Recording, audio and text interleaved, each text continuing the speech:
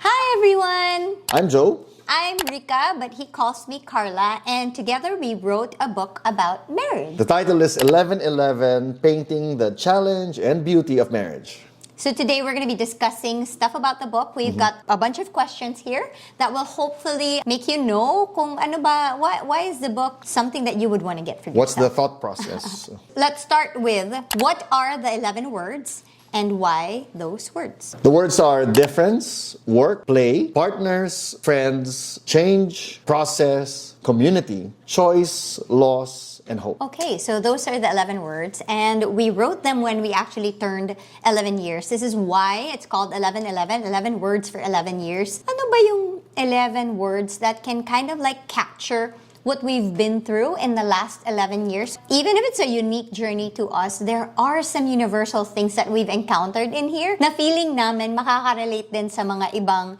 married couples, right? Yeah. We really wanted to capture the tension. Because as you can see, many of those words are Opposites? yeah, so like work and play, partners and friends, loss and hope. And marriage is full of that, lots of tensions. Okay. I really liked the friends chapter. Ooh. That was one of the most painful chapters to write, and you got to read the book for that. But it's one of the most difficult and saddest episodes in our life. For me personally and in our marriage. You know when you watch a movie like a thriller and you're just so nervous about the outcome. So you can't really enjoy it. You enjoy it because you're in the process, diba? But when you rewatch a movie and you know what the outcome is, you can be like, oh, that's what they were doing. That's what writing that part was for me. That was one of our worst, really, episodes ever. One of our hardest conversations we've ever had. To be able to relive it and know that, okay, wow, God, you brought us through such a dark period. Yeah. That was amazing. For me naman, it was choice. When I started writing the chapters, I began to see it even in a clearer way. Yeah. So parang nag-hyper-focus talaga ako dun sa mga bagay na I did not get to choose, and what I chose over those other choices, and how it proves until today that making that choice to be with him and to have our children is really probably the best choices I've ever made in my life. Because the goal is to paint a realistic picture of marriage and to say that realism, with all of its warts and ugliness, that's actually where the beauty comes from, because that's what God transforms. So anybody who's wrestling with that, parang reality, so maybe it's a young married couple who's like, what is going on? I thought I loved this person, and now we're falling apart.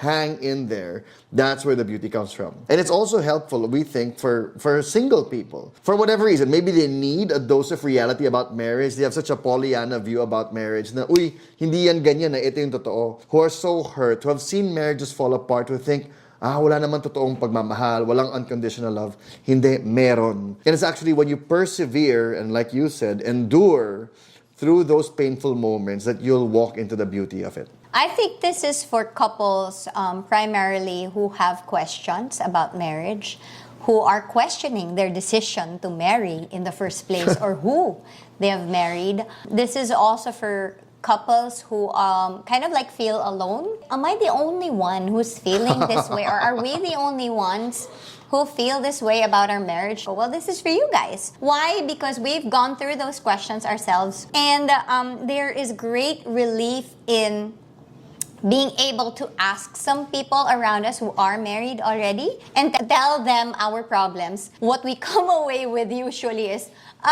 sila rin pala. Mas matindi pa pala yung sa kanila, and yet God has been faithful. So, Yeah. may hope tayo. So yun yung parang gusto naming effect also as you guys read the book, na you're not alone, guys. You know na, hindi pala ako nag-iisa dito. That feeling gives you hope eh. Hope, and also a feeling of comfort na we're normal. We're actually not out of the lines yet. Yeah. I had a difficult time writing the book when we would fight. Did we fight? Yeah, I mean, no, not fight about the book. Oh. Pero parang regular, normal fights lang. We wouldn't be okay. Then I'd be like so irritated and annoyed. Then you have to write the book, eh? Then I have to write the book, and I'm like, I'm so being plastic right now. I kinda like that. Here's why. Okay, here's why. I really like that because I'm like, mainit siya ngayon, magsusulat siya. Yan, wala. She'll get over it. So, I like it, but it's difficult. We kind of like reiterate over and over and over in the book, and whenever we speak, that sometimes really what you feel is not in accord with But you know like you should what do, you yeah. should do. Okay, next is, Yes. let's talk about the 13 symbols. No, so First there's- of all, there's 11 there are 13 symbols, but there are only 11 chapters, so you gotta find out why there are 13. But which is your favorite symbol of all? Probably the chrysalis. Oh, same! It was so nice, eh? Yeah. So there's this part, and I think this is the change chapter where it says that Joe must have been with 3 or 4 versions of me during the 12 years of our marriage. One of those versions was completely unexpected, totally the opposite of whom he thought he married. And yet, he stuck it with me. He stayed when I changed for the worse, and that was how I was able to change for the better. In the process, we both healed and became the kind of individuals and couple God wants us to be. Transformation is never a painless process. We can look to how a caterpillar painstakingly metamorphoses into a butterfly. But we can rest assured because God has provided us a chrysalis to hold us together and protect us while we undergo a grand makeover. God reminded me lang of yung, ano ba yung process ng isang butterfly, di ba?